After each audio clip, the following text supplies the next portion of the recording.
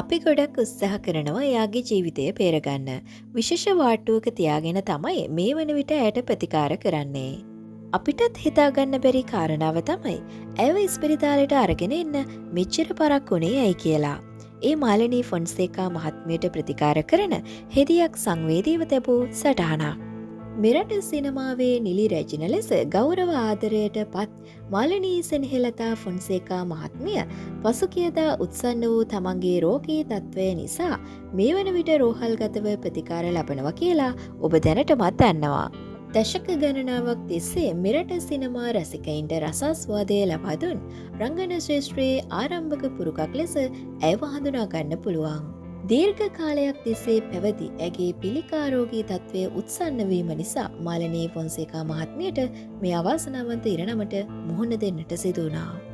පසුගිය රජයේ සමයේ ඇයට ජනාධිපති අරමුදලෙන් රුපියල් ලක්ෂ 55ක මුදලක් ලබා දුන්නේ ඇයට මේ රෝගය සුව කර ගැනීමට අවශ්‍ය ප්‍රතිකාර සඳහායි.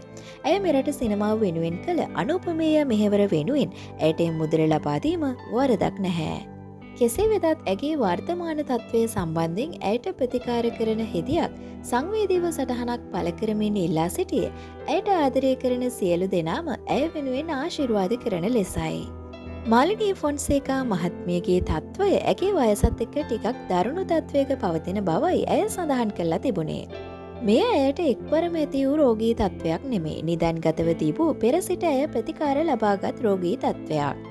ඇයට අවශ්‍ය ප්‍රතිකාර බේතේත් සියල්ල අප විසින් ලබා දෙනවා. රසික ඔබට තියෙන්නේ ඇය වෙනුවෙන් ආශිර්වාද කිරීමයි. උපුටා ගැනීම අවසන්. ඔබ ආදරය කරන කලාතරු ගැන තොරතුරු ඉක්මනින්ම දැනගන්න අපේ YouTube channel එකත් subscribe කරගෙන යන්න.